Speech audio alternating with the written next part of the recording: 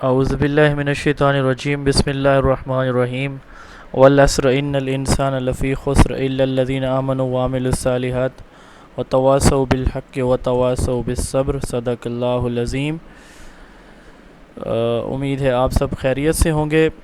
Start करते हैं जी।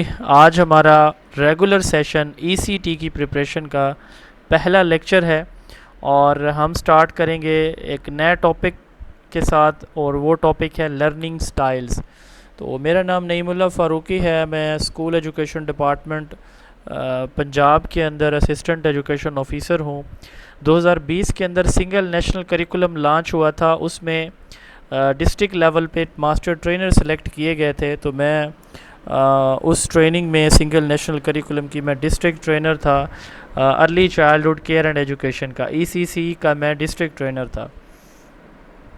और अल्हम्दुलिल्लाह जोन ऑफ एजुकेशन एकेडमी और जोन ऑफ एजुकेशन बुक्स मेरी और यूट्यूब चैनल चल रहा है। तो बस मेरा मुख्तसर सा तारुफ़ है। अल्हम्दुलिल्लाह पाकिस्तान में सबसे ज़्यादा जो पेडागोजी के स्टूडेंट हैं वो हमारे हैं, मेरे हैं अल्हम्दुलिल्लाह।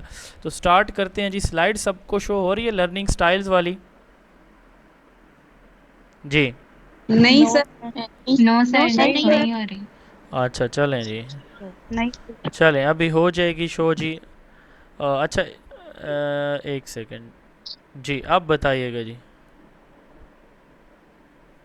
जी हो रही है शो? नहीं, अभी हो रही है, अभी हो रही है जी सर, अब ओके जी चलें। अच्छा, लर्निंग स्टाइल क्या होते हैं? लर्निंग स्टाइल को देखने से पहले मैं आपको एक बात बता दूं कि आपके सिलेबस में ये एक टॉपिक है लर्निंग स्टाइल, जो आपके पेपर में आना है। तो आप से एक सवाल है कि इस वक्त क्लास के अंदर जिन्होंने ज्वाइन कर लिया, 35 लोगों ने ज्वाइन कर लिया, 100 प्लस स्टूडेंट्स हैं हमारे इस सेशन के। आप ये बताएं कि क्या सारे स्टूडेंट्स का सीखने का या समझने का तरीक़ाकार एक जैसा हो सकता है 100 के 100 का, या इन 35 का जो भी? No sir. अच्छा, कुछ हमारे बच्चे ऐसे होते हैं जिनको ना ये इमेज अगर आप देखें तो उनको पिक्चर्स बड़ी अट्रैक्टिव लगती हैं। मिसाल के तौर पर ये देखें, इस बंदे का नाम नील डी फ्लैमिंग है, इस बंदे का नाम। अगर इसकी पिक्चर यहाँ पे ना हो, ठीक है, तो पिक्चर शो होगी, अभी वेट करें आप। ये नील डी फ्लेमिंग की सपोज़ करें कि जो पिक्चर आपको नज़र आ रही है, फ़र्ज़ करें अगर ये पिक्चर यहाँ पे ना लगी हुई हो, आपको नाम बताया जाए नील डी फ्लेमिंग का, तो पिक्चर के साथ नाम याद रखना आसान हो जाएगा या पिक्चर के बगैर? हर एक की ये वेरी कर सकते हैं कोई। पिक्चर जी के साथ सर। यही बात। इसी तरह हमारे जो बच्चे होते हैं ना, उनके उनके चीज़ें सीखने के अंदाज़ मुख्तलिफ होते हैं। उन मुख्तलिफ अंदाज़ों को हम क्या कहते हैं, मुख्तलिफ तरीक़ों को हम क्या कहते हैं, लर्निंग स्टाइल्स कहते हैं। लर्निंग स्टाइल ये बताता है कि एक बच्चा किस तरीके के साथ किसी भी चीज़ को सीखता है, वो उसका लर्निंग स्टाइल कहलाता है। ठीक है, बहुत सारी थीरीज़ इस वक्त चल रही हैं और थीम्स चल रही हैं एजुकेशन के अबाउट, बट सबसे इम्पोर्टेंट इस वक्त जो है वो है लर्निंग स्टाइल्स, क्योंकि हमने बच्चे को अल्टीमेटली सिखानी होती हैं सारी चीज़ें। तो उन सारी थीम्स में सबसे इम्पोर्टेंट क्या है? Learning style. Learning style speaks to the understanding that every students learn differently. जो बात अभी मैंने आपसे पूछी है, आप लोगों ने खुद बताइए कि सर वेरी करता है कि कौन किस तरीके से सीखता है। तो यही बात लर्निंग स्टाइल में बताई जाती है कि हर बच्चा मुख्तलिफ वे से चीज़ें सीखता है। ये मैंने इंपॉर्टेंट चीज़ें हाईलाइट की हुई हैं, कलर डिफरेंट कर दिए ताकि आप लोगों को की पॉइंट्स एटलीस्ट याद रहें। Technically an individuals learning style refer to the preferential, यानी तरजीहन एक चीज़। मिसाल के तौर पर मैं हूँ ना, मुझे चीज़ें मैं अगर कोई चीज़ मैंने याद करनी है तो पढ़ के याद नहीं होती, मैं उसको आंखें बंद करके दोबारा दोहराता हूँ या फिर उसको लिखता हूँ। मेरा ये एक स्टाइल है, ठीक है। अच्छा, कोई डिस्कशन से करता है, कोई दूसरे के साथ डिस्कस करके ना उसको चीज़ें जल्दी याद हो जाती हैं। तो ये प्रेफरेंसेस वेरी कर सकती हैं। तो learning style refers to the preferential way in which the student absorb processes comprehend and retain information. Absorb के मतलब से मुराद ये है कि किसी चीज़ को हासिल करना, कंप्रीहेंड से मुराद किसी चीज़ को समझना, रिटेन है अपने माइंड में स्टोर करना। तो ये लर्निंग स्टाइल कहलाता है, ठीक है। कोई बच्चा किस तरह से किसी इन्फॉर्मेशन को प्रोसेस करता है, कंप्रीहेंड करता है और अपने माइंड में रिटेन रखता है। फॉर एग्जांपल यहाँ पे है कि बिल्ड अ क्लॉक, क्लॉक बनानी है, ठीक है। मतलब हम कहें कि मैं सवाल करता हूँ कि बड़ी सुई जो है ना वो है जी 7 के ऊपर, ठीक है, और छोटी सुई जो है ना वो 3 के ऊपर है, टाइम क्या हुआ जी? जी छोटी सुई 3 पे, बड़ी सुई सुई 7 पे, 7 जी 3 सॉरी 3 नहीं 7 3 3:35 ये टाइम हो। अब देखें कुछ बच्चों को ये समझ नहीं आएगी अभी, अगर उनके सामने क्लॉक रखी जाए तो वो जल्दी पिक कर लेंगे। तो यही एग्जांपल यहाँ पे दी गई कि बाज़ बच्चे जल्दी पिक कर जाते हैं, लेकिन जो कुंज जहन होते हैं, कमज़ोर जहन वाले बच्चे होते हैं, उनको अगर जब तक वो विजुअल ना रखी जाए तो अच्छे अंदाज से वो नहीं समझ सकते। तो learning style are student approaches to learning, problem solving and processing information. ये दूसरी डेफिनेशन है कि बच्चे की अप्रोच है कि उसने किसी प्रॉब्लम को सॉल्व कैसे करना है, किसी इन्फॉर्मेशन को प्रोसेस कैसे करना है। बच्चों के लर्निंग स्टाइल डिफरेंट होते हैं, ठीक है, उनकी इंटरेस्ट पर डिपेंड करता है ये, ठीक है। तो at the young age of 4 to 5 year children should not be force, बच्चों को फोर्स नहीं करना चाहिए कि लिख के ही करे, ज़बानी रटा लगा के याद करे, पढ़ के ही सुनाए। तो अगर ऐसा हम करेंगे it will impact there learning, ये उनकी लर्निंग को बहुत ज़्यादा डिस्टर्ब करेगी और उनकी जहनी नशोनुमा को भी, कॉग्निटिव डेवलप। अगर यानी एक बच्चा उस तरीके से नहीं सीखना चाह रहा, हम कहते हैं कि नहीं आपने ऐसे ही सीखना है। अच्छा, learning style, work model, modalities of learning, learners learning style, ये जो है एक इम्पॉर्टेंट लर्निंग स्टाइल का मॉडल है कि थ्योरी है, work model, modalities of learning या लर्नर लर्निंग स्टाइल। अब ये वर्क है, इनका नाम है नील डी फ्लेमिंग। तो इसने जो मॉडल दिया इसके 3 नाम है, work model, modalities of learning, learner learning style. ये बड़ा आसान तरीन टॉपिक है आपके पूरे कोर्स का, आसान तरीन टॉपिक है, ठीक है। द 4 की लर्निंग या core learning style which he mentioned, किसने किए? इसने किए, नील डी फ्लेमिंग ने। वो है visual, auditory, reading, writing, kinaesthetic. इन चारों को हम असेसमेंट से मेजर भी कर सकते हैं, यानी किसी भी टेस्ट के ज़रिए कि ये बच्चा किस तरीके से ज़्यादा बेहतर पढ़ता है या किस तरीके से ज़्यादा बेहतर समझता है। Visual, auditory, read, write, kinaesthetic, VARK, इनका पहला अल्फ़ाबेट है V, A auditory, R reading, K kinaesthetic. तो इसको VARK model, modalities of learning, learner learning style कहा जाता है। नील डी फ्लेमिंग न्यूजीलैंड का टीचर था और एजुकेशनिस्ट था, ठीक है। किसका, कहाँ का रहने वाला था? न्यूजीलैंड का। अब इसने जो स्टाइल दिया, अच्छा मुझे एक बात बताएं कि हमारे जो बच्चे ग्रेड 1 में होते हैं, हम उनको अल्फ़ाबेट पिक्चर्स के साथ क्यों सिखाते हैं? यानी अब देखें मेरी एक बेटी है 2 एंड बल्कि ऑलमोस्ट 3 ईयर की है, उसको मैं अल्फ़ाबेट ए दिखाता हूँ तो वो इतना ज़्यादा जल्दी पिक नहीं करती, एप्पल दिखाता हूँ तो वो कहती है ए फॉर एप्पल। क्या वजह होती है जी? के दिमाग में जल्दी बैठ जाते हैं और प्रैक्टिकली वो देखती है ना चीजों को, बच्चे तो बहुत जल्द लर्न करते हैं। इसका मतलब ये हुआ कि जो विजुअल देखते हैं, कहते हैं नज़र आने वाली चीज़ किसी को, ठीक है। पिक्चर्स को माइक ऑफ कर देना प्लीज़, बात करके माइक ऑफ कर दिया करें। अब ये बात रोज़ तो मैं आपको ना कहूँ ना, माशाल्लाह सारे अच्छे बच्चे हैं, अच्छी बच्ची हैं। तो विजुअल लर्नर वो होते हैं जिनके माइंड में, जैसे ये देखें A for apple, B for ball, C for cat. अब मुझे याद है कि मैंने एप्पल के स्पेलिंग मुझे किसी ने याद नहीं करवाए थे, खुद ही हो गए थे। एलिफेंट के खुद ही रोज़ाना देखते थे कच्ची क्लास में, नर्सरी में, वो देख देख के विजुअल से। तो आपके साथ भी ऐसा ही होगा। The visual learners are better able to retain info. अब देखें हम अपनी उसमें जाते हैं ना, मोहल्ले की मस्जिद में जाते हैं, आप तो नहीं जाते होंगे, आप किसी कोई रिश्तेदारों के घर हैं तो कोई नहीं बताता कि फ़लाँ का घर उधर है, फ़लाँ का। वो आते जाते रास्ते में देखता है बंदा वालिदैन को और फिर सीख जाता है। ये भी विजुअल लर्निंग है। विजुअल लर्नर्स वो होते हैं जो माइंड में इंफॉर्मेशन को, चीज़ों को देख कर याद करते हैं। ये सारी एग्जांपल आपका जो ईसी का करिकुलम है उसके अंदर ये सारे नाम मेंशन है। आपके पेपर में सवाल यूँ आ सकता है कि charts and graphs are examples of visual learners, ठीक है। स्पाइडर डायग्राम जो है is related to visual learners, इस तरह से करके आएगी, ठीक है। डेफिनीशन आ जाएगी या कोई एग्जांपल। तो इसमें से, इस पोर्शन में से आपके इस टॉपिक में से कम 6 से 7 सवाल आने हैं और सबसे आसान है।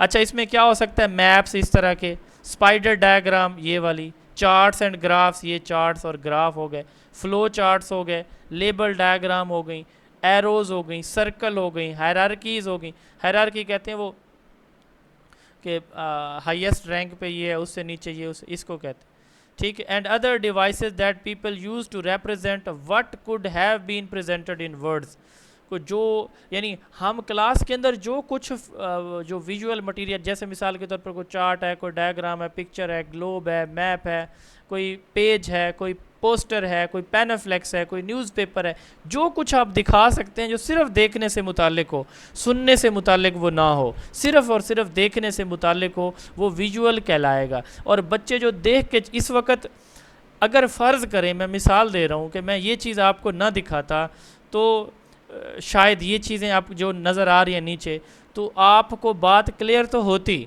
लेकिन एक इमेज जो इनको देख के आपके माइंड में सेट हुआ है, उससे आप सच सच बताइएगा कि इस डेफिनेशन को समझने में आसानी हुई है कि नहीं हुई। जी जी सर। Yes sir. बस इसी को विजुअल आसानी लर्नर्स, हुई है। हाँ Yes, sir. यही विजुअल लर्निंग है कि चीज़ें देख के बच्चा जल्दी या देर तक चीज़ों को याद रखता है। दूसरी वार्क में जो दूसरी कैटेगरी है उसको कहते हैं ऑडिटरी लर्नर्स। ऑडिटरी का दूसरा नाम ऑरल है। एक होता है ओरल, ORAL, ठीक है, एक होता है आरल। ओरल जो है ना वो बोलने से है, ORAL, ठीक है। ये वाला जो ओरल है ना, ये होता है बोलने से, इसका मतलब क्या होता है, बोलना, ठीक है। और ये जो ऑरल है ना, ये सुनना इसको कहते हैं, ऑरल को, इस ऑरल को, इसका मतलब सुनना है, इसका मतलब बोलना होता है, ठीक है। तो यहाँ ये वाला ऑरल है, ORAL वाला नहीं है। तो इस ऑडिटरी को ऑरल लर्नर्स भी कहते हैं। आज़ाद कश्मीर में ना, चूँकि अल्हम्दुलिल्लाह मैं पूरे पाकिस्तान में सर्विसेज दे रहा हूँ, तो आज़ाद कश्मीर की जो वहाँ पे नेटवर्क का बड़ा शदीद प्रॉब्लम होता है, पहाड़ी इलाका है ना। तो अब उन्होंने क्या, मुझे पता क्या कहते हैं, वो कहते हैं कि सर अपना लेक्चर आप वॉइस में सेंड करें। मैं यूट्यूब पे भेजता हूँ, उन्हें कहता हूँ कि वॉइस डाउनलोड कर ले, वो सिर्फ वॉइस डाउनलोड करके सुनते हैं। वो कहते हैं कि सर यहाँ प्रॉब्लम है, बाकी चीज़ें डाउनलोड ही नहीं होती। तो कुछ लड़के या कुछ बच्चे ऐसे होते हैं, अब जैसे देखें, मैं अपनी आपको बात बताऊं कि जब मैं इम्तिहान की तैयारी कर रहा था तो मैं यूट्यूब से, उस वक्त तो इतने लेक्चर अच्छे मिलते भी नहीं थे, तो मैं ना उनको डाउनलोड करता था और हेडफोन लगा के वो सुनता था, देखता नहीं था। उससे भी बहुत सारी चीज़ें याद हो जाती हैं। तो also called aural learners, auditory learners information को सुन के याद करते हैं जब उनको वोकली, आवाज़ की शक्ल में पेश की जाती है। स्पोकन लेक्चर हैं, लेक्चर हो गए, ठीक है। डिस्कशन है, जैसे ये डिस्कशन कर रहे हैं। रेडियो है, ईमेल पे कोई वॉइस नोट आ गया, मोबाइल फ़ोन की कॉल है, स्पीकिंग है, कोई वेब चैट्स हैं। तो ये सारी की सारी एग्जांपल्स आपने अच्छी तरह ये याद रखनी है। ये ऑडिटरी लर्नर्स की एग्जांपल्स हैं। इनसे बच्चे जल्दी सीखते हैं, कुछ बच्चे, सारे नहीं, ठीक है। अब ये भी हो सकता है कि एक बच्चा सारी चीज़ों को ब्लेंड करके सीखता है। थर्ड कैटेगरी है रीडिंग एंड राइटिंग। तो कुछ बच्चे ऐसे होते हैं जो पहले ऐसे ही पढ़ते हैं फिर लिखते हैं, पढ़ते हैं फिर लिखते हैं, तो तब उनको चीज़ें अच्छी याद होती हैं। तो focusing on written words, reading and writing, learners succeed with written information and textual resources, information displayed as word, text based input and output, all form, this includes all forms but especially manuals, reports, essays and assignments। ये जो हम manual, reports, ऐसे assignment लेते हैं, ये सारी की सारी रीडिंग एंड राइटिंग से रिलेटेड है। यानी कुछ बच्चे हमारे रीडिंग और राइटिंग से बेहतर सीखते हैं। ये थर्ड कैटेगरी है वर्क मॉडल की, नील डी फ्लेमिंग के वर्क मॉडल की, ठीक है। ये बच्चे, अब ये एग्जांपल अच्छी तरह याद रखनी है, मैनुअल्स, रिपोर्ट, ये आ जाएगा ऐसे कि रिपोर्ट्स जो है ना, which type of learners better learn through reports, ठीक है। तो आगे ऑप्शन में ये 4 हो सकते हैं या नन हो सकता है, ये वाला हो ही ना, कंफ्यूज नहीं होना। आपको मैं MCQs भेजूंगा इंशाल्लाह ताला, मैं इस पर बहुत मेहनत कर रहा हूँ, आपके उस पर मेरा बड़ा टाइम लग रहा है। मैं एक एक चीज़ को, एक एक डेफिनेशन को 3-3, 4-4 जगहों से करके आप लोगों तक पहुंचाने की कोशिश कर रहा हूँ। Last and the most famous category is kinaesthetic learner, जिसको आप एक्टिविटी बेस्ड लर्नर्स कहते हैं। नज़र आ रही है स्लाइड? जी जी सर, श्योर। यस हाँ, सर, हो सर। रही है। जी सर। अच्छा, आपके जो आपके जो ये रेगुलर लेक्चर है ना, ये टोटल एक लेक्चर हमारा जो है ना ज़्यादा से ज़्यादा 40 मिनट का होगा, ठीक है ना ये बात? ताकि आप लोगों को थोड़ा सिलेबस अच्छी तरह याद हो जाए। बट ये मेरी रिक्वेस्ट है आपसे कि आपने साफ ज़रा आजकल पाकिस्तान में नौजवान बेचारे घरों में फ़ारिग बैठे हैं, जॉब्स हैं नहीं। तो मैं आपको अब एक दुख भरी दास्तान सुनाता हूँ कि मेरे पास एक एक सेशन में हज़ारों बच्चे भी आते हैं, लेकिन पढ़ने वाले उनमें 100-200 होते हैं। 100 आते हैं तो पढ़ने वाले 20-25 बचते हैं एंड तक। अब आप लोग जज्बे के साथ हैं, वालदेन को भी मुझे पता है कि बहुत सारे लोगों को फ़ीस के भी इश्यूज़ होते हैं। मैं ख़ुद एक बहुत मतलब सब एवरेज फैमिली से ऊपर आया हूँ, तो मुझे ये सारे हालात का पता है, एहसास भी होता है। तो इसलिए मैं फ़ीस भी बहुत माकूल रखता हूँ। आपको पता है आजकल एफएससी के बच्चों की 3-3 हज़ार फ़ीस है एक महीने की, और मैं देखेंगे मतलब ये है कि 2500 फ़ीस ले रहा हूँ, उसमें भी कुछ लोगों को डिस्काउंट भी वो कहते हैं, तो मजबूरी समझते हैं। तो आप लोगों से एक मिन्नत है, एक समाजत है कि अपने वालदैन के लिए, अपने लिए थोड़े से दिन सीरियस हो जाएं। अब 1188 सीट्स हैं, मैं यकीन से कहता हूँ मेरी कोशिश ये होगी, अल्लाह ताला मेरी और आपकी मदद करेंगे कि कोशिश करूँगा मैं क्वालिटी कंटेंट दूँ, और अल्लाह ताला से ये दुआ करूँगा कि अल्लाह हमें हमारी मदद भी फरमाइएगा। तो जो लोग शुरू से एंड तक मेहनत करेंगे ना, तो वो तो कामयाब होंगे। जो आज कल परसों हफ्ता तो टिका के लगाएंगे, और उसके बाद अच्छा एक लेक्चर रह गया ये कर लूँगी, फिर 2 रह जाएंगे, फिर 4, फिर दिल नहीं करेगा। जो लेक्चर रोज़ाना मैं थोड़ा थोड़ा पढ़ाऊँगा, और इंशाल्लाह समझा समझा के पढ़ाऊँगा, एक एक लफ्ज़ समझाऊँगा, आपके दिमाग में घुसेड़ने की कोशिश करूँगा, लेकिन आपने फिर उसको याद करना। अगर नहीं करेंगे ना तो मुझे अफसोस होगा कल को। आपकी अल्लाह ताला कामयाब फरमाए, नाकाम होंगे ना, पैसे भी भरेंगे, फ़ीस भी, मेहनत भी करेंगे, फिर लोगों के ताने भी सुनने पड़ेंगे। कामयाब होंगे, लोग अच्छे अच्छे रिश्ते भेजेंगे, लोग लाइनें लगाएंगे, लोग जो रिश्तेदार आज आप पे बातें करते हैं, ताने देते हैं, वही फिर रिश्ते जताएंगे कि ये मेरी बच्ची है, ये हमारी रिलेटिव। ठीक है, ये वो सारी चीज़ें हैं, यकीन करें मैंने प्रैक्टिकल लाइफ में देखा है। मैं एक बहुत ही गरीब फैमिली से ऊपर आया हूँ, तो ये चीज़ें मैंने फ़ेस की हैं। अल्लाह ताला आप सबको कामयाब फरमाए। बस यही गुजारिश है कि कैनेस्थेटिक लर्नर रहना है, आपने एक्टिव रहना है शुरू से लेकर एंड तक, बिल्कुल जनाबे वाला सुस्ती नहीं करनी। एक लेक्चर रह जाए, मैं आप यकीन कर मैं सुबह निकला हूँ, आज की आपको स्टोरी सुनाऊँ। सुबह मैं आपका ये काम थोड़ा सा करके निकला हूँ, मैं खुद मेरी जॉब है, और मैं घर पहुँचा हूँ 1 बजे। 1 बजे आके उधर एसडीओ का पेपर आज था, वो पेपर आया, मैंने उसको स्कैन किया, उसकी टाइपिंग कराई अपने एडमिन से, उसको फिर उसके करेक्ट आंसर लगाया, उसकी वीडियो रिकॉर्ड की। आधा घंटा मैं सोया हूँ, रात में 12 बजे सोया हूँ, सुबह जमात के साथ नमाज़ पढ़ने के लिए मैं जल्दी उठ गया था। मुझे आधा घंटा नींद आई है बड़ी मुश्किल से, और उसके बाद से लेकर अब तक मुसलसल मैं जो है ना ये आपके नोट्स तैयार करने और आप लोगों को रिस्पॉन्ड करने में बैठा हुआ हूँ मुसलसल, यकीन करें। तो मकसद बात करने का ये है कि मेहनत मैं कर रहा हूँ ना, तो आप लोगों ने मुझे रिस्पॉन्स देना है। बहरहाल, taking a physically active role, kinesthetic learners are hands on and thrive when engaging all of their senses during course work। ये बच्चे इस तरह हाथ से करके सीखते हैं चीज़ें। tend to work well in scientific studies, यानी साइंटिफिक मतलब जिसमें एक्सपेरिमेंटेशन हो, ठीक है। तो इसमें बच्चे एक्सपीरियंस के थ्रू, प्रैक्टिस के थ्रू, सिमुलेशन कहते हैं किसी काम को करना, कोई किसी रियल वर्ल्ड टास्क को खुद करना, ठीक है। प्रैक्टिस से, सिमुलेशन से, एक्सपीरियंसेस से, कंक्रीट से मुराद क्या होता है। अब मिसाल के तौर पर मैं आपको कहूँ कि पानी को फ़िल्टर करने का ये तरीका है, पानी लें, टिश्यू पेपर लें, और जो है ना जी वो सैंड लें जी, स्टोन लें, फिर ऐसे एक बर्तन नीचे रख दें, इस तरह बेहतर समझ आएगी। या एक्सपेरिमेंट आपको मैं बता रहा हूँ, आप अपने हाथों से खुद कर रहे हो। जी जी, खुद कर रहे हो अपने हाथों से खुद अब आप लोग कितना करने से होगी कितना सर। कब से शुरू से बचपन से आप लोग रोटी बनाना अम्मी को देखते आ रहे होते हैं। नहीं बनती, शुरू में बनती है सीधी सीधी, खुद भी आप नहीं खाते।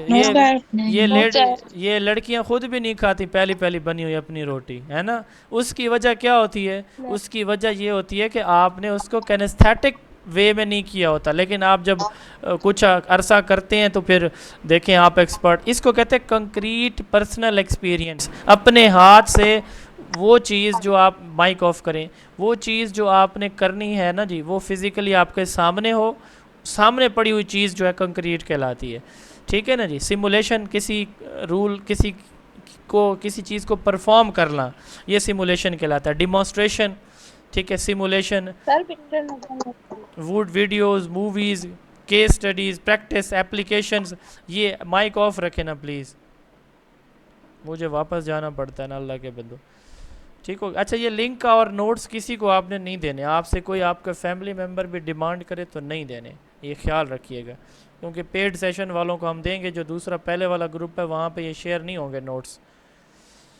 ठीक है, तो ये एग्जांपल्स अच्छी तरह याद रखने। ये 4 जी कैटेगरीज थी किनेस्थेटिक लर्निंग। जी पिक्चर नजर नहीं आ रही। नज़र नहीं आ रही, हमारी तरफ से तो शो हो रही है। आप एक दफ़ा लीव करके दोबारा ज्वाइन कर लें। The most relevant and appropriate learning style model, Neil Fleming का। सर पिक्चर थोड़ी जूम हो सकती है? नहीं, सर ये जो आपने विजुअल में काइनेस्थेटिक में एग्जांपल दिया वीडियोस का, तो ये विजुअल में एग्जांपल नहीं आ सकता? सॉरी, वीडियो आ सकता है, वहाँ भी आ सकती है वीडियोस में। अब देखें यहाँ पे ये जो वीडियोस की बात की गई है ना यहाँ पे किनेस्थेटिक लर्निंग लर्नर्स में, इससे मुराद ये कि वीडियोस को आप देख के उस पर परफॉर्मेंस देते हैं, वीडियोस मूवीज़ को देख के। ठीक है, यानी वीडियोस मूवीज़ को देख के आप जो है ना उस पर कोई परफॉर्मेंस देते हैं। ये सिमुलेशन में जैसे हम कोई वीडियो देखते हैं उस पर परफॉर्मेंस देखते हैं, तो ये विजुअल्स में। Okay sir.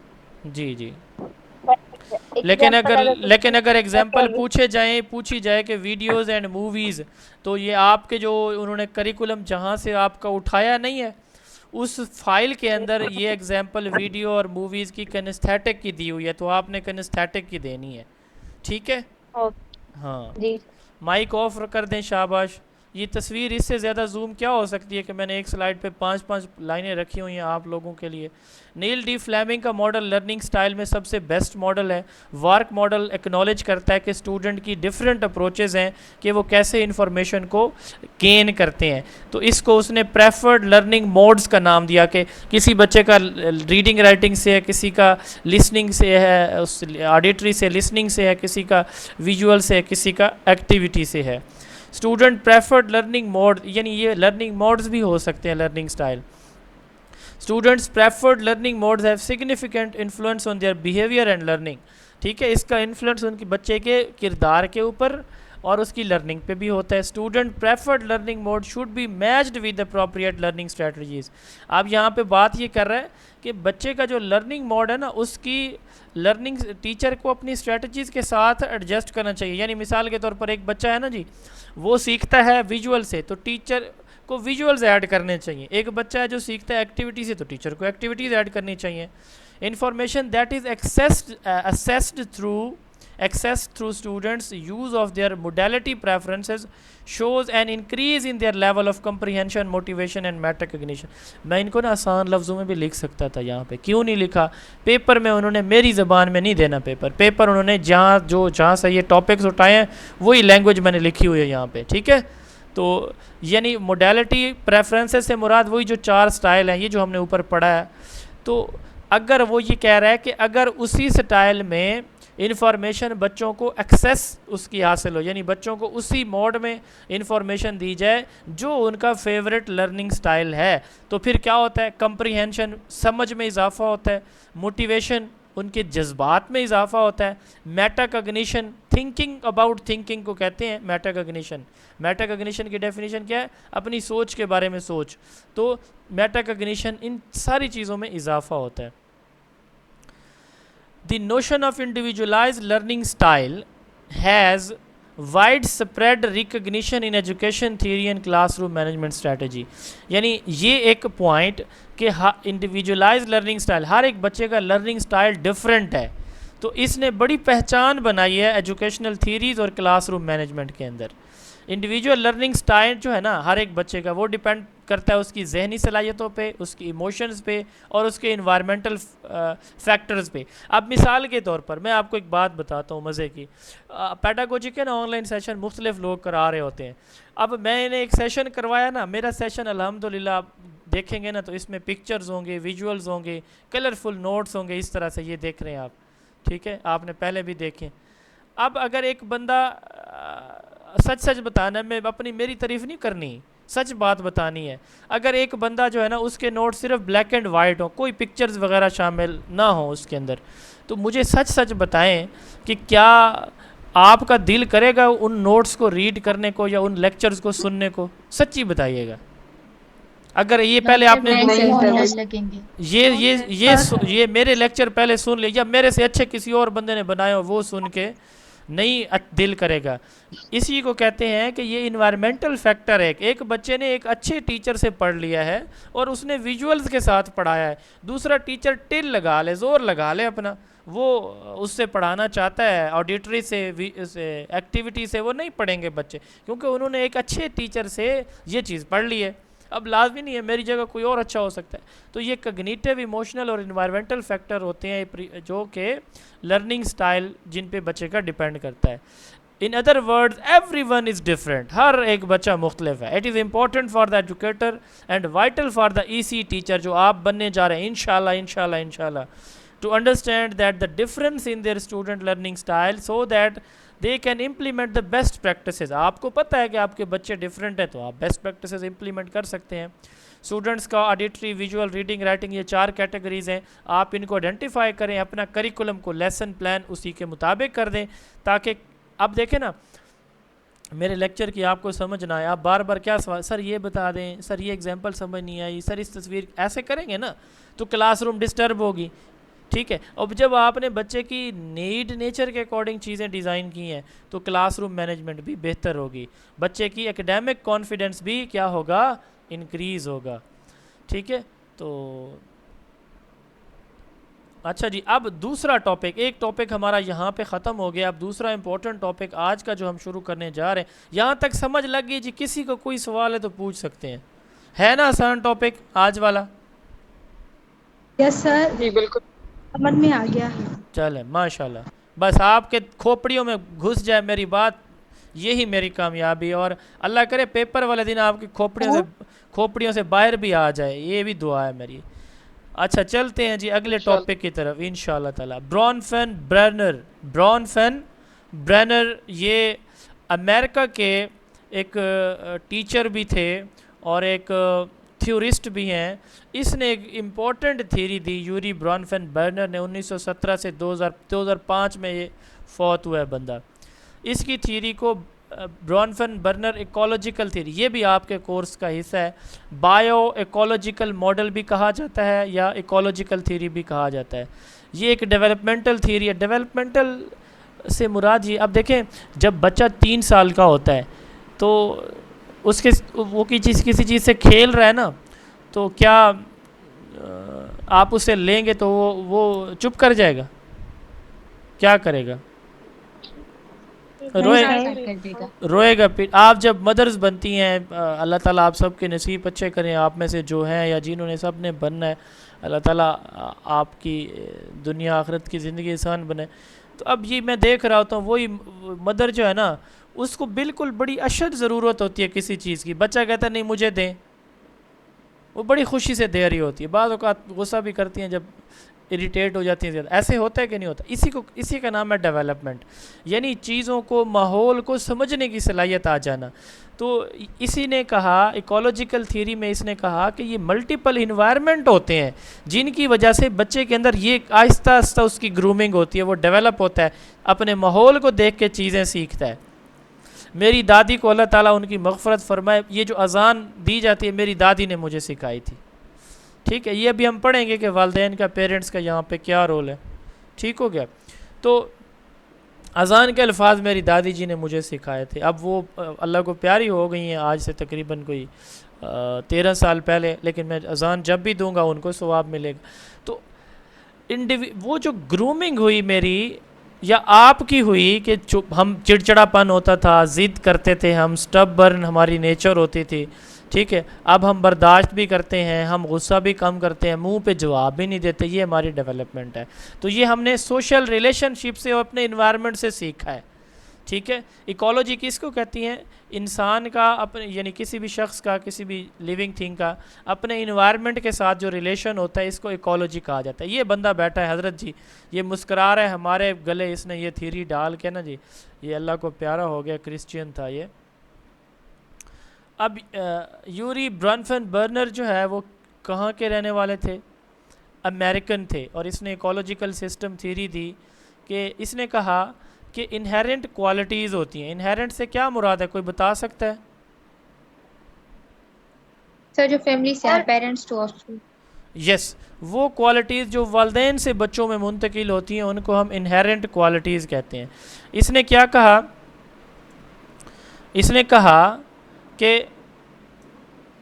इनहेरेंट क्वालिटीज़ होती हैं बच्चे की और करेक्टरिस्टिक्स होते हैं एक्सटर्नल इन्वायरमेंट के जो बच्चे को इस काबिल बनाती हैं कि वो ग्रो और डेवलप करे। अब दो बातें यहाँ पे की गई हैं। नंबर वन क्या की गई है, इनहेरेंट क्वालिटीज़। अब जैसे मिसाल के तौर पर किसी कोई बच्चा ज़हीन होता है, ये पैदाइशी होता है या टीचर उसे ज़हीन बनाता है? जी शाबाश।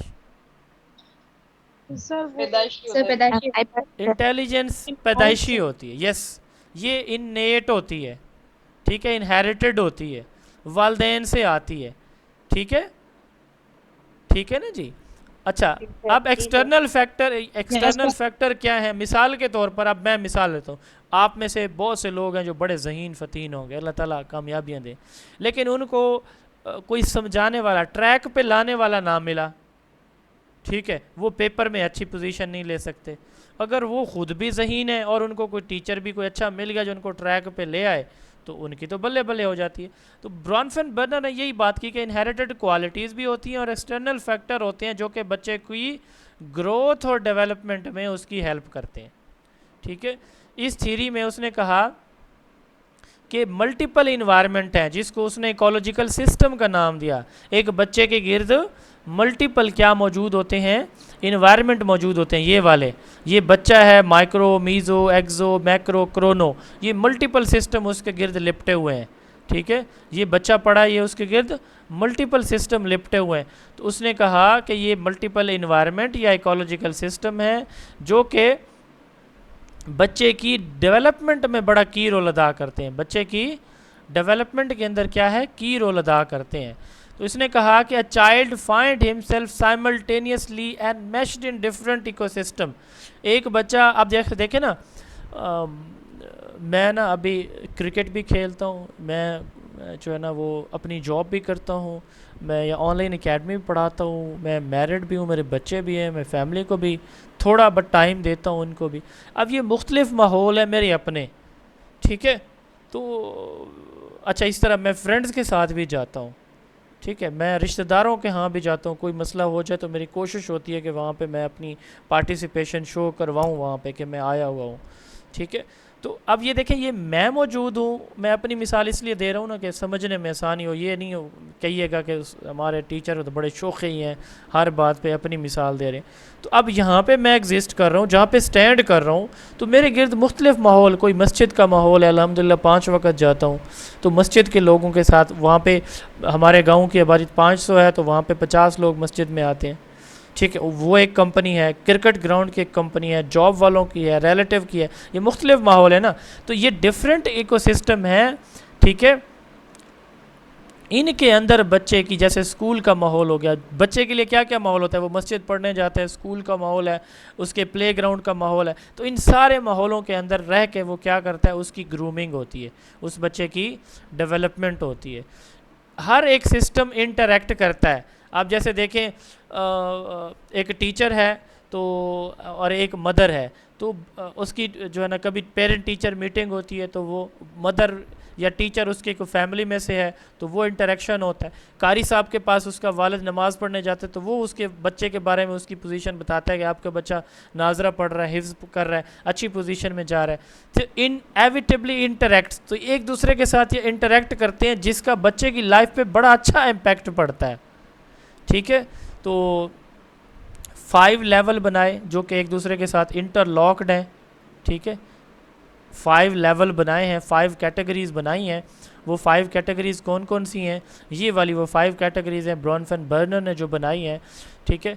सिस्टम बेस्ड थ्योरी है ये। Micro system, meso system, exo system, macro system and chrono system, इनको 5 लेवल ऑफ इन्वायरमेंट या 5 सिस्टम थ्योरी भी हम कह सकते हैं। तो इसमें हम देखते हैं 1 बाई 1। सबसे पहले देखें माइक्रो सिस्टम। माइक्रो सिस्टम वो बच्चे का माहौल है जहाँ पे बच्चा सबसे ज़्यादा टाइम रहता है, ठीक है। अब सबसे ज़्यादा टाइम डायरेक्ट कांटेक्ट किसके साथ होता है, मिसाल के तौर पर स्कूल में वो रहता है, टीचर्स के साथ, या घर में रहता है, ये दो, स्कूल में 5-6 घंटे या फिर घर। द थिंग, घर में रहते हैं।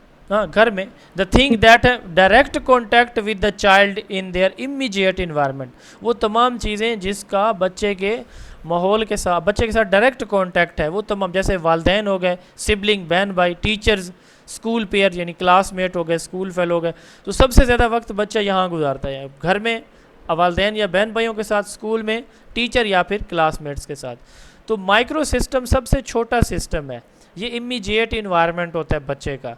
ठीक है, आप देखें ना, फैमिली में बहुत सारी चीज़ें होती हैं, सब्र बर्दाश्त, एक दूसरे की हेल्प आउट करना, वो बहुत एक छोटा सा सर्कल होता है। ठीक है, ये वाला, ये माइक्रो सिस्टम इतना सा है बस। तो ये माहौल है जिसमें बच्चे अपने वालदैन से सीखते हैं चीज़ें। तो micro system is smallest and most immediate, जहाँ पे बच्चा रहता है। ठीक है, इसमें daily home, school, day care, peer group, community environment, यहाँ पे बच्चा रह रहा होता है ना जी, कम्युनिटी से, यहाँ पे मस्जिद का आप एग्जांपल ले सकते हैं। तो इसमें बच्चा इंटरेक्ट करता है पर्सनल रिलेशनशिप की बेस पे, जैसे फैमिली मेम्बर में कोई उसके फ्रेंड्स होंगे, स्कूल में सारे बच्चों के साथ तो वो नहीं खेलता, जो उसके फ्रेंड्स हैं, जो क्लासमेट्स हैं, सारे क्लासमेट्स के साथ भी रिलेशन नहीं होता। अब मेरे बहुत सारे क्लासमेट्स हैं जिनके नाम तक मुझे अब याद नहीं है, बहुत सारे ऐसे हैं जिनके साथ उठना बैठना, खाना पीना मर्जी है। ठीक है, तो family member, classmate, teachers, care giver, तो इनका बच्चे के ऊपर बड़ा असर है। एक बच्चा लाइक हो ना, अब मैं मिसाल लेता हूँ, मेरे घर के साथ जो है ना, वो जो साथ वाला घर है, ये मेरी मैट्रिक के, प्राइमरी से मैट्रिक तक के क्लासमेट थे, आबिद उसका घर है। ठीक है, आबिद का और मेरा ग्रेड 1 से लेकर ग्रेड 10 तक कंपटीशन था कि मैं फ़र्स्ट आऊँगा, वो फर्स्ट आएगा। अल्हम्दुलिल्लाह मैं हर क्लास में अव्वल आता था, वो दो, बहुत मार्जिन कम होता था हमारा, बस 5, 7, 8 नंबरों का। इसको कहते हैं इंटरेक्शन। अब देखें, हम इकट्ठे जाते थे स्कूल, इकट्ठे मस्जिद, इकट्ठे क्रिकेट खेलते थे, वो सारी चीज़ें इकट्ठी हम करते थे, तो इसका बड़ा असर होता है। कंपटीशन में आ गए हम। ठीक है, how these group are individual interact with the child will affect how the child grow. ये मिसाल के तौर पर, अब एक बच्चे के पेरेंट्स हैं, वो पढ़े लिखे हैं, वो उसको सपोर्ट करते हैं। एक हैं वो मतलब डकैती करते हैं, चोरी करते हैं, करप्शन करते हैं, 2 नंबर तरीके से रिस्क कमाते हैं अपना। अब क्या दोनों के बच्चे की ग्रूमिंग एक जैसी होगी? आप बताइए। नो सर, डिफरेंट होगी। एक टीचर है, उसकी नेचर बहुत अच्छी है, बड़ा पॉजिटिव है, वेल मैनर्ड है, और एक है कि उसका दिमाग ही गंदा है, तो क्या बच्चे का उस पर असर होगा? यस सर, जरूर सर, बिल्कुल होगा, बिल्कुल होगा। अच्छा,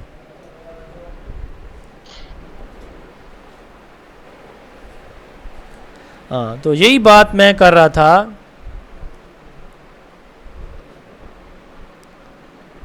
कि इनका बच्चे के ऊपर बड़ा अच्छा असर होता है। जो भी अच्छी चीज़ होती है और जो बुरी चीज़ होती है, चाहे वो उसके पेरेंट्स हैं, चाहे उसके फ्रेंड्स हैं, उनका बैड इम्पैक्ट होगा फिर उसके ऊपर। ठीक हो गया?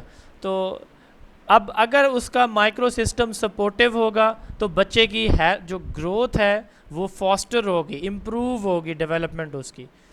अच्छा, अब ये भी पॉसिबल है कि 2 सिबलिंग हैं, बहन भाई हैं, दोनों की पर्सनैलिटी में, नेचर में फ़र्क हो। ठीक है, ठीक है, तो यानी पॉसिबल है कि एक ही घर में रह रहे हो, तो ये पॉसिबल है कि उन दोनों की नेचर डिफरेंट हो। Given 2 siblings experiencing the same microsystem, however, it is impossible for the development of the 2 siblings to progress in different manner. लेकिन अगर उनको माहौल डिफरेंट ना मिले, तब अगर माहौल एक जैसा मिल रहा है, अगर एक जैसा मिल रहा है तो उनके मैनर्स तकरीबन एक जैसा ही होंगे। ठीक है, तो it is not possible for the development of the 2 siblings to progress in different manners. तो चांसेस होते हैं, बट बच्चों के अंदर वेरिएशन मौजूद होती है, क्योंकि हमने ये पढ़ा है कि अभी थोड़ी देर पहले पढ़ के आए कि बच्चे का जो है ना वो एक्शंस वेरी कर सकते हैं। यानी सादा लफ्ज़ों में आप यूँ कह सकते हैं कि 2 बहन भाई एक ही घर में पल बढ़ रहे हैं तो वो डिफरेंट वे में बिहेव कर सकते हैं, चाहे वो एक जैसा माहौल भी उनको मिल रहा है। तो each child's particular personality traits, जैसा कि टेम्परामेंट है। ठीक है, अब टेम्परामेंट है गुस्सा आना या ना आना, ये एक एग्जांपल दी जा रही है। तो वालदैन गुस्सा करते हैं तो बच्चे गुस्सा करेंगे, वालदैन नहीं करते तो बच्चे भी नहीं करेंगे। ठीक है, यानी हर एक चीज़ का जो बच्चे के इर्द गिर्द मौजूद है उसका बच्चे के ऊपर असर होता है। One of the most significant finding Bronfenbrenner unearth in his study of ecological system is that it is possible the for the sibling who find themself within the same ecological system to still experience very different environment. ये बड़ी important बात है, सवाल आ सकता है कि दो sibling कहते हैं बहन भाइयों को, दो सिबलिंग हैं इकट्ठे उनकी ग्रोथ हो रही है, ठीक है, लेकिन वो दोनों डिफरेंट एक्सपीरियंसेस हो रहे हैं उनके एक ही घर के अंदर। एक एक चीज़ को पॉजिटिव ले रहा है, एक पॉजिटिव ले रहा है, एक नेगेटिव ले रहा है। ठीक हो गया? चले स्लाइड का माइक ऑफ कर दें, स्लाइड का बता दिया करें ना अगर ना शो हो रही हो। अच्छा, जो दूसरा सिस्टम है इसको हम कहते हैं मीज़ो सिस्टम। मीज़ो सिस्टम से मुराद इंटरेक्शन ऑफ टू या more than two micro system. हमने कहा फैमिली एक माइक्रो सिस्टम है, हमने कहा मस्जिद एक माइक्रो सिस्टम है, हमने कहा स्कूल एक माइक्रो सिस्टम है। अब जब दो माइक्रो सिस्टम बच्चे के आपस में इकट्ठे होते हैं ना, मिसाल के तौर पर मैंने अभी थोड़ी देर पहले एग्जांपल दिया कि कारी साहब, मेरा छोटा छोटा भाई है, मेरे वालिद साहब की डेथ हुई है तो उनको बड़ा शौक़ था, तो हमने कोशिश की कि उसको हिफ्ज़ कराएं। अब मैं मस्जिद जाता हूँ ना, अब पहले वालिद साहब पूछते थे तो मैं पूछता हूँ कि क्या प्रोग्रेस है मेरे भाई की। स्कूल में उनके टीचर से पूछता हूँ कि क्या प्रोग्रेस है जब भी उनके स्कूल विज़िट पे जाता हूँ। इसी का नाम है मीज़ो सिस्टम। एक फैमिली का इन्वायरमेंट है, एक मस्जिद का इन्वायरमेंट है। अब मेरे छोटे भाई अभी ये ड्यूरिंग लेक्चर वो आया है, तो अभी वो 9th में है और हमारे यहाँ ये एक क्लब क्रिकेट चल रही है, तो मैं ख़ुद उसको जो है ना उसकी फ़ीस पे करता हूँ। मैं कहता हूँ ये खेल ले जो मैं नहीं खेल सका। अब ये भी उस मेरे भाई का एक ये इन्वायरमेंट भी है, तो अब वहाँ पे मैं ख़ुद भी जाता हूँ, उसको साथ लेके जाता हूँ।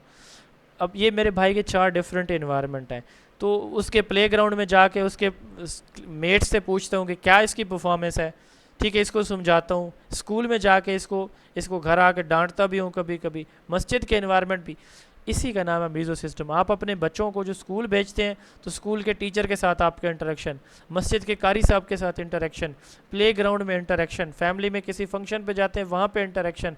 It encompasses the interaction between the child micro system such as interaction between child parents and teachers, schools, peers and siblings.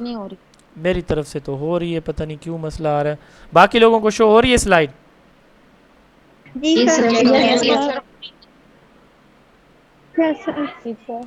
अच्छा, किसी एक को ना हो तो फिर हाँ, आपका इंटरनेट इशू। मैंने आपको बताया हुआ है ना कि जिसका ये मसला आ रहा हो ना, तो बजाय इसके कि बार बार आप कहेंगे नहीं शो हो रही, एक दफ़ा लीव करके दोबारा ज्वाइन कर लिया करें। अच्छा, मीज़ो सिस्टम में आप जैसे देखें, घर के आपके बहन भाई हैं और आपके स्कूल के फ्रेंड्स हैं, तो इनका इंटरेक्शन भी हो सकता है, ठीक है। The Meso system encompasses the interaction of different microsystem which the developing child finds himself herself in.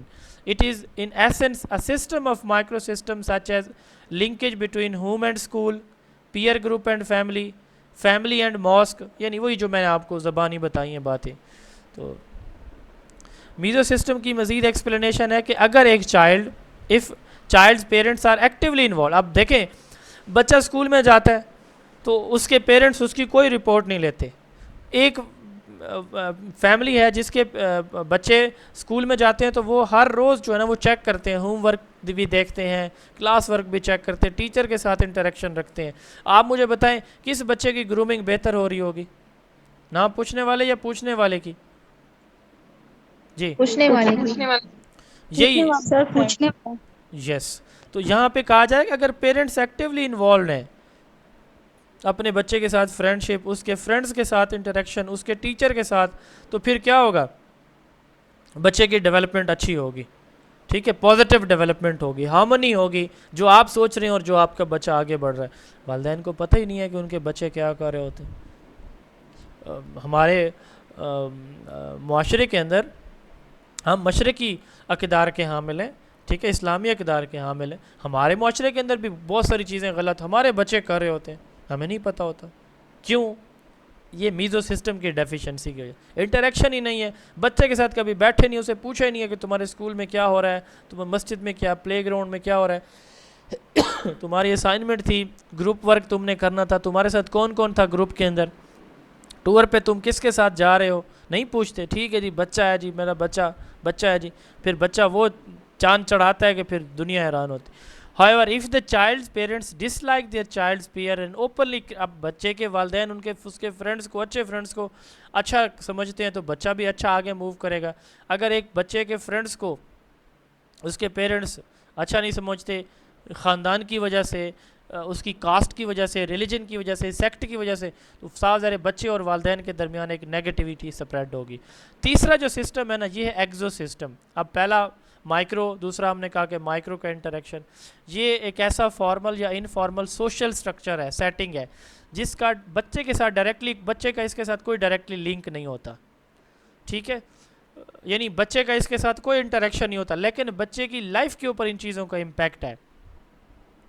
बच्चे की लाइफ के ऊपर इन चीज़ों का बड़ा इम्पैक्ट है। ईद से कुछ दिन पहले की बात है, ये इस साल की नहीं, पिछले कुछ सालों में एक बात है कि मैं मस्जिद नमाज़ पढ़ने के लिए जा रहा था, तो एक बच्चा ना अपने वालिद को कह रहा था कि मुझे फ़लाँ खिलौना ले दो। उसने उसे ये कहा, इंतहाई गरीब घराने से ताल्लुक़ रखते थे बाप बेटा, उसने कहा बेटा आगे ईद आ रही है, ईद पे मैं आपको लेके दूँगा। और उसके सामने वो बच्चे जिनके पास ये चीज़ें दस्तयाब थी वो खेल रहे थे। तो इसी तरह एक पेरेंट है जो रोज़ाना दिहाड़ी पे जाता है, उस वो 2 वक्त की रोटी उसके लिए कमाना मुश्किल है, बच्चों का पेट पालना, और एक ये है जो 2-3 लाख तनख्वाह ले रहा है। तो क्या होगा, इन चीज़ों का क्या बच्चों की लाइफ के ऊपर असर होता है कि नहीं होता? जी, बच्चा तो पार्टिसिपेट नहीं कर रहा, बच्चे ने तो नौकरी नहीं करनी, उसने तो मजदूरी अभी नहीं करनी, वो तो स्कूल जा रहा है, लेकिन उसके पेरेंट्स अगर स्ट्रॉन्ग है तो बच्चा साफ ज़ाहिर है कि बड़ा फ़र्क होता है, ठीक है, उसकी डाइट में, उसकी रूटीन में, उसके उठने बैठने में। यही बात की जा रही है कि ये वो चीज़ें होती हैं कि इनडायरेक्टली इन्फ्लुएंस करती हैं, जैसा कि यानी डायरेक्ट कोई इनका फंक्शन नहीं होता, जैसा कि वालिद की प्रमोशन है, पेरेंट्स की वर्क प्लेस है, ट्रांसफ़र हो जाता है कहीं वालिद का, किसी अच्छे एरिया में हो जाता है, किसी बुरे एरिया में हो जाता है। एक्सो system pertains to the linkage that may exist between 2 or more settings, one of which may not contain developing child but affect him or her indirectly। यानी 2 या 2 से ज़्यादा ऐसी सेटिंग जिनमें से कोई एक बच्चे के लिए मौजू ना हो, ठीक है। मिसाल के तौर पर अच्छी जगह पे ट्रांसफ़र हुआ, अच्छे एरिया में, वो कॉलोनी बड़ी अच्छी है, लेकिन जिस जगह उसकी जॉब हुई है वो स्टेशन, वो स्कूल अच्छा नहीं है, वहाँ का हेड अच्छा नहीं है। Other people and places which the child may not directly interact but may still have an effect on the child comprises the exosystem। ये exosystem होता है। अब जैसे मिसाल के तौर पर मैंने कहा कि वो कॉलोनी अच्छे लोगों की है, नमाजी, परहेजी, दीनदार, ईमानदार, गलत चीज़ों से बचने वाली, क्या उस चीज़ का बच्चे के ऊपर असर होगा? यस होगा, ठीक है, इनडायरेक्टली असर होगा। मिसाल के तौर पर बच्चा शरारतें करता है तो, या उसके एटिकेट्स अच्छे नहीं है, तो बाकी मोहल्ले के बच्चों को देख के वो ख़ुद को संवार लेता है। तो एक्सो सिस्टम से मुराद ये है कि वो चीज़ें जो इनडायरेक्टली बच्चे की पर्सनैलिटी को इन्फ्लुएंस करती हैं, ठीक है। जैसे मिसाल के तौर पर सच प्लेसेस एंड पीपल में include the parents work place, larger neighbourhood, ठीक है, एक्सटेंडेड फैमिली मेम्बर। तो ये एग्जाम्पल इसकी आ गई हैं। For example, a father who is continuously passed up for promotion by an indifferent boss at the work place may take it on his children and mistreat them at home. एक बंदे की promotion हो रही है, कई दफ़ा वो promotion में जाता है लेकिन उसको मिल नहीं रही, तो वो तंग होके आएगा। ऐसे होता है ना कि दिहाड़ी ना लगी, या फिर जो है ना वो जॉब पे दिन अच्छा ना गुजरा, तो वो फिर घर आके बेगम और बच्चों के साथ जो है ना वो फिर गुस्सा निकालते हैं बंदे, ऐसा भी होता है। तो ये एक्सो सिस्टम है। अब इनडायरेक्टली, अब बच्चों का तो कसूर नहीं है लेकिन बच्चों पे उनका असर होता है। उसके बाद चौथा सिस्टम है मैक्रो सिस्टम। अब मैक्रो सिस्टम हम कहते हैं एक ब्रॉडर, अब यहाँ हम निकल आए हैं जनाबे वाला, पहले फैमिली में थे, स्कूल में थे, फिर फैमिली, स्कूल, मस्जिद को आपस में मिलाया, ठीक है। फिर हमने कहा कि वालदैन का या इलाके के ऊपर, इलाके की जो सूरत हाल है उसका असर। अब हम इससे थोड़ा सा ऊपर निकल रहे हैं, cultural, social, economical, political system. अब ये बताएं, ये सिंध के बच्चे स्कूल के अंदर इस हालत में और गज़ा के बच्चे इस हालत में हैं, असर होगा बच्चों के ऊपर? जी बिल्कुल। Yes sir. अब ये देखिए, यस सर। ये एक पॉलिटिकल सिस्टम आप कह सकते हैं इसको, सिस्टम के यहाँ पे निज़ाम पॉलिटिकली हम जो है ना वो एक अपनी एक टेरिटरी के अंदर मौजूद है और वहाँ पे उनके साथ ये पोजीशन है। अच्छा, सोशल है, कल्चरल है। अब जैसे देखें इकोनॉमिकल, जैसे सैलाब आ जाता है तो जो कुछ वालदैन के पास जमा पूंजी होती है या उस एरिया मुआशी तौर पर तंग हो जाते हैं हालात। पॉलिटिकल सिस्टम है, एक हुकूमत आती है जो गरीबों को सपोर्ट करती है, एक आती है नहीं करती। तो एक ये बड़े लेवल पे जो चीज़ें होती है ना उनका भी बड़ा असर होता है बच्चों की लाइफ के ऊपर। अब पंजाब के अंदर आप देखें, पिछली जो हुकूमत आई है उन्होंने 5 साल में कोई टीचर भर्ती नहीं की है, ठीक हो गया। अच्छा, अब जो नौजवान हैं, जहाँ पे पंजाब के अंदर 2 लाख वैकेंसी पड़ी थी, अब वो उनमें से 50,000 उन्होंने ख़त्म कर दी। अब इनका क्या बच्चों की, नौजवानों की लाइफ के ऊपर असर नहीं पड़ रहा? जो एमफिल पीएचडी करके घरों में बैठे हैं, ज़रूर पड़ रहा है। तो कल्चरल, ये इकोनॉमिकल फैक्टर है, पॉलिटिकल फैक्टर भी है कि वहाँ पे सियासतदानों ने अपनी जेबें तो भरी हुई हैं लेकिन गरीबों का, नौजवानों का नहीं सोच रहे। तो कल्चरल वैल्यूज़, कस्टम्स, लाज, सोशल आइडियालॉजीज़, सोसाइटी के आइडियालॉजीज़, इनका असर होता है बड़ा, ठीक है। तो इसमें हम culture, social, economical, political systems को देखते हैं जो कि बच्चे की लाइफ को मुतासर कर रहे होते हैं। अब मिसाल के तौर पर कल्चर की आप बात करें, ईदैन आती हैं हमारी, ठीक है। तो ईदैन आती हैं तो वो बच्चे जिन्होंने कभी पूरे साल जो है ना वो अच्छे कपड़े नहीं लिए होते, तो उनको फितराने के तौर पर ज़कात में बहुत से लोग आके डोनेशन दे देते हैं मिसाल के तौर पर। तो वो हमारा एक कल्चर है कि जी ईद पे आप हर एक ने पहनने अच्छे कपड़े, तो वो उनको मिल जाते हैं, तो इनका उनके ऊपर असर होता है थोड़ा। इस तरह से सोशल चीज़ों का असर है। एक हमारा एक गाँव है, वहाँ पर बहुत ज़्यादा लोग जज हैं। अब देखें, वो देखते हैं ना इर्द गिर्द माहौल को, तो बाकी बच्चे भी उनको मॉडल बना के उसी तरह मेहनत करना शुरू कर देते हैं। तो is a large and most distant collection of people and places to the child that still experience significant influence on the child. अब देखें ना पॉलिटिकल सिस्टम क्या है, कौन हुकूमत में आ रहा है नहीं आ रहा, लेकिन पॉलिसीज़ का तो बच्चों पे, फैमिलीज़ के ऊपर असर होता है, तो इसलिए बच्चे मुतासर होते हैं। अच्छा, मैक्रो सिस्टम में हम कहते हैं कि कल्चरल पैटर्न और वैल्यूज़, ये बिलीव्स हैं, आइडियाज़ हैं, ये बच्चे की लाइफ को डिस्टर्ब करते हैं।